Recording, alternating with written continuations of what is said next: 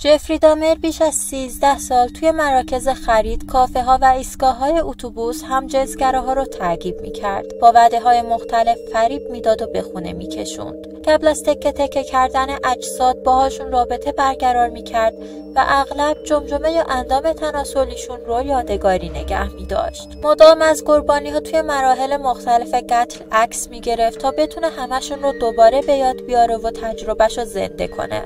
برای فهمیدن سرگذشت این قاتل منفور تا آخر ویدیو همراه من بمونید. جفری دامر 21 می 1960 توی میلواکی به دنیا اومد. تا 4 سالگی بچه‌ای پر انرژی و شاد توصیف میشد، اما ریکاوری تروماتیک و دردناک بعد از عمل فتق باعث تغییر توی پسر شد. به دنبال تولد برادر کوچیکترش و جابجایی‌های مکرر خانواده به طور فزاینده‌ای منزوی شد. دامر از دوران جوانی به استخوان‌های حیوانات علاقه‌مند شد و روش تمیز کردن و نگهداریشون رو مطالعه کرد. بر اساس کتاب عبادتگاه جفری دامر، تو بچگی حشرات بزرگ و جمجمه‌های حیوانات کوچیک رو جمع آوری و توی شیشه نگهداری می‌کرد. اوایل نوجوانی اون پرتنش بود و دوستای زیادی نداشت. دامر ادعا میکنه که علاقه اون به نکروفیلیا و قتل در حدود 14 سالگی شروع شده. اما به نظر میرسه طلاق والدینش ممکنه کاتالیزوری برای تبدیل افکار ذهنش به عمل باشه. دامر همچنین تو 14 سالگی شروع به نوشیدن الکل کرد و زمان اولین قتلش توی 18 سالگی مصرف الکلش از کنترل خارج شده بود.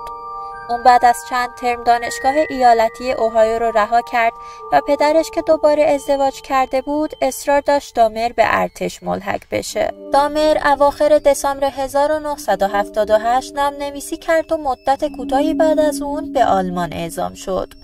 اعتیادش به الکل همچنان ادامه داشت و اوایل سال 1981 از ارتش بیرون شد.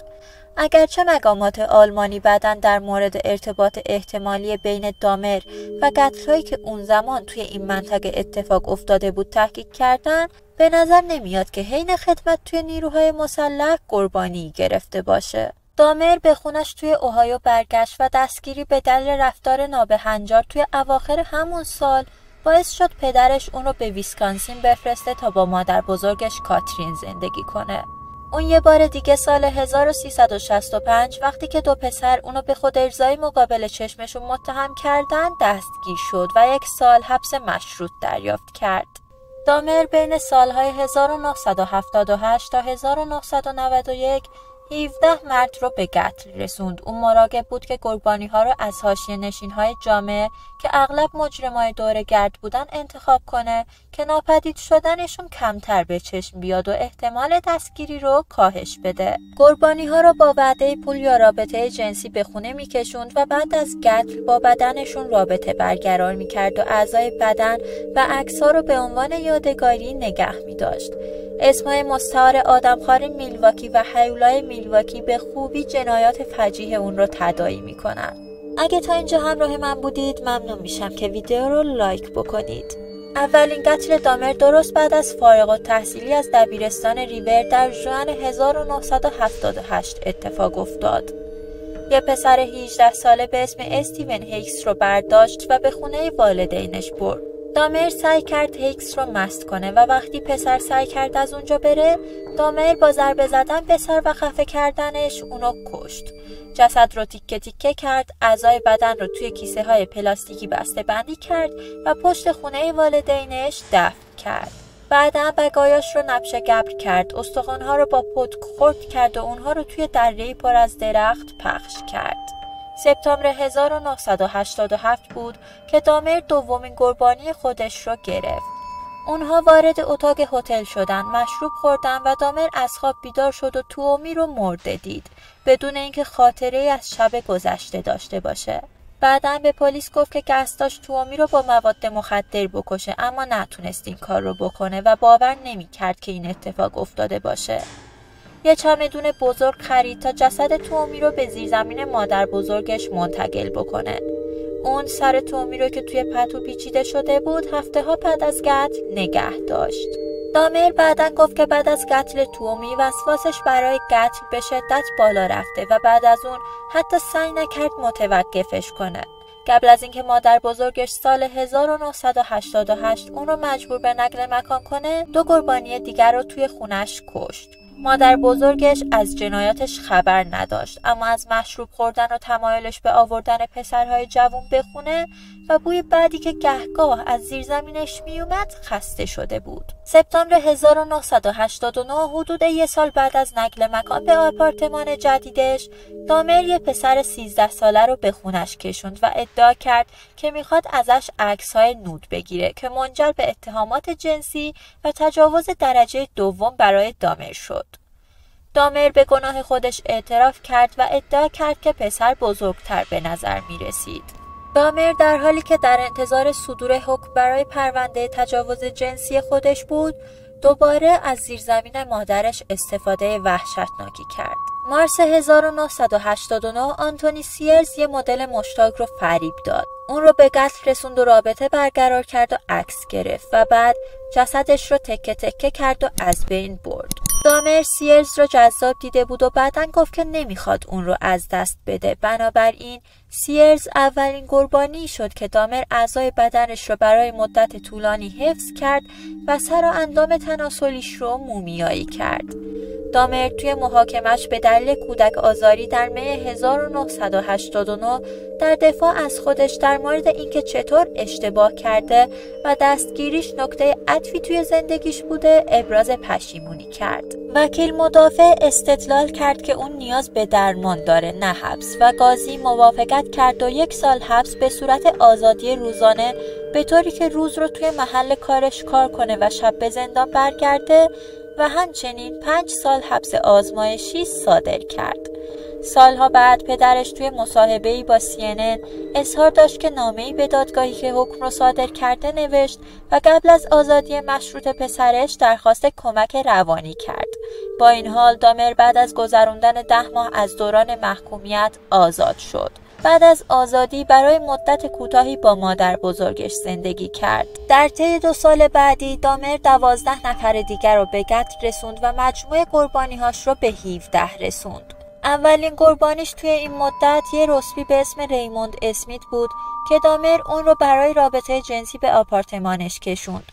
نوشیدنی پر از قرص خواب بهش داد و بعد از خفه کردنش و قبل از اینکه بدنش رو تکه تکه کنه ازش توی حالات مختلف عکس گرفت. دامر به طور تصادفی جمجمه قربانی بعدیش ادوارد اسمیت را در حالی که سعی می‌کرد اونو توی فر خشک کنه از بین برد و باعث انفجارش شد. بعدم به پلیس گفت که در مورد قتل اسمیت احساس هدر رفتن داره چون نمیتونست چیزی رو از بدنش نگه داره. دامر همزمان با پیشروی توی قتل‌ها شروع به توسعه کارش کرد. مواد شیمیایی مختلف رو آزمایش کرد و اغلب گوشت قربانی‌هاش رو می‌خورد. دامر همچنین جمجمه 11مین قربانیش آرول لیندزی رو در حالی که هنوز زنده بود سوراخ کرد و بهش اسید موریاتیک تزریق کرد.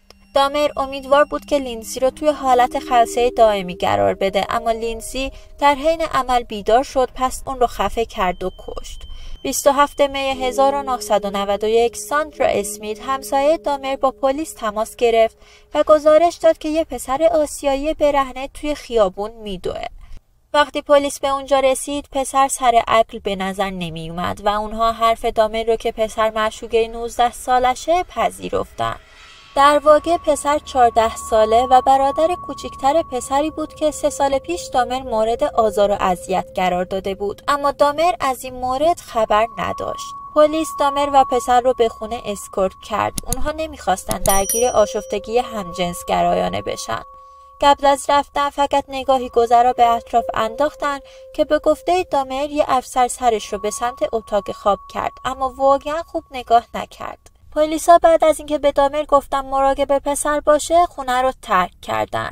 وقتی افسرها رفتن دامر اسید هیدروکلوریک رو به مغز پسر تزریق کرد و اون رو کشت. اگه پلیس جستجوی اولیه انجام میداد جسد تونی هیوز 12مین قربانی دامر رو پیدا میکرد. دامر قبل از اینکه دستگیر بشه 4 مرد دیگر رو هم کشت. بالاخره جنایات دامر با دستگیریش توی 22 ژوئیه 1991 به پایان رسید. وقتی 2 افسر پلیس میلواکی یه مرد سیاه‌پوست 32 ساله رو که با دستبندهای آویزون از مچ دستش توی خیابون‌ها سرگردان بود رو به سمت خونه دامر هدایت می‌کردن، تصمیم گرفتن ادعاهای مرد مبنی بر اینکه یه آدم عجیب مواد مخدر به خوردش داده و زندانیش کرده رو بررسی کنن. مرد ادعا کرد چاقویی که دامر با اون تهدیدش کرده بود توی اتاق خوابه. وقتی افسر برای تایید ماجرا وارد خونه شد، متوجه عکس‌های پولاروید از اجساد تکه تکه شده توی اطراف خونه شد. دامر توسط افسران دستگیر شد و این جمله رو زمزمه کرد که به خاطر کاری که انجام دادم باید بمیرم. جستجوهای بعدی یه سر توی یخچال، 3 سر دیگه توی فریزر، جمجمه‌های نگهداری شده، کوزه‌های حاوی اندام تناسلی و گالری گسترده‌ای از عکس‌های پولاروید وحشتناک قربانی‌ها رو نشون داد.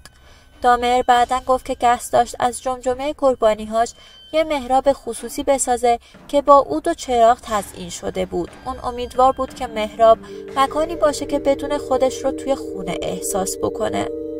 محاکمه دامر ژانویه 1992 شروع شد. با توجه به اینکه اکثر قربانی‌های دامر سیاه‌پوست بودند، تنش‌های نژادی قابل توجهی وجود داشت. بنابراین اقدامات احتیاطی شدید امنیتی انجام شد. پدرش لیونل دامر و همسر دومش هم در طول دادگاه حضور داشتند. دامر در ابتدا نسبت به همه اتهامات بیگناه بود. سرانجام به دلیل اعتراف به قتل توی بازجویی‌های پلیس گناهکار شناخته شد.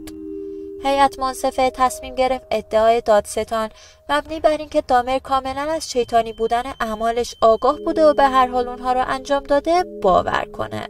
15 فوریه 1992 اونها بعد از تقریباً 10 ساعت مشورت برگشتن تا دامر رو گناهکاری که توی تمام مراحل عاقل و هوشیار بوده معرفی و به 15 حبس ابد متوالی محکوم کنن که توی ماه می به 16 حبس ابد افزایش پیدا کرد. طبق گزارش‌ها دامر به خوبی با زندگی توی مؤسسه اصلاحی کلمبیا توی جنوب مرکزی ویسکانسین سازگار شده بود. اگرچه اوایل جدا از جمعیت بود، اما در نهایت مقامات رو متقاعد کرد اجازه بدن تا به طور کامل با سایر زندانی‌ها ادغام بشه. اون از کتاب‌ها عکسایی که پدرش براش فرستاده بود دین رو پیدا کرد و از طرف مؤسسه اصلاحی کلمبیا مجوز تأمین توسط یک کشیش محلی بهش اعطا شد. با توجه به قرار دادن اون توی کارهای معمولی، دامر به کار با 2 قاتل دیگه با اسمای جسی اندرسون و کریستوفر اسکارور محکوم شد. بعد از اینکه اونها برای انجام وظایفشون تنها شدن، نگهبانها برگشتن و متوجه شدن اسکارور هر 2 مرد رو با یه میله فلزی به طرز وحشیانه‌ای مورد ضرب و شتم قرار داده. دامر بعد از حدود 1 ساعت مرده اعلام شد. اندرسون چند روز بعد بر اثر جراحات وارده جون خودش رو از دست داد. یکی از نگهبانای زندان ادعا کرد که کمی بعد از قتل اسکارور که تصور میشد مبتلا به اسکیزوفرنیه گفت خدا به من گفت این کار رو انجام بدم. سال 2015 اسکارور با نیویورک پست درباره دلایل خودش برای کشتن دامر صحبت کرد. اسکارور ادعا کرد که نه تنها از جنایات دامر بلکه از عادتی که دامر توی شکل دادن به غذای زندان برای دشمنی با سایر زندانی‌ها ایجاد کرده بود ناراحت شده. همچنین مدعی شد که زندانبانها با تنها گذاشتنشون اجازه دادن که این قتل‌ها اتفاق بیفتن. آگوست 2012 نزدیک به 2 دهه بعد از مرگ دامر گزارش شد که خونه دوران کودکی دامر توی اوهایو، جایی که اولین قتلش رو انجام داد، به فروش گذاشته شده. صاحب خونه کریس باتلر اظهار داشت که تا زمانی که خریدار بتونه وحشتش رو پشت سر بذاره این یه ملک عالی خواهد بود. اما این خونه از بازار فروش حذف شد و اینطور به نظر میاد که تا سال 2022 همچنان متعلق به باتلر بوده. به نظر شما گذشته و ماجرای جدایی والدین دامر تا چه حد روی تصمیمات و افکارش تاثیر گذاشتن؟ فکر میکنی چه چیزی باعث شده که دامر دست به همچین کارهای وحشتناکی بزنه؟ نظراتتون رو حتما توی کامنت ها برام بنویسین و اگه به پرونده های جنایی علاقه دارید خوشحال میشم که چنل رو سابسکرایب و زنگوله اون رو فعال بکنید.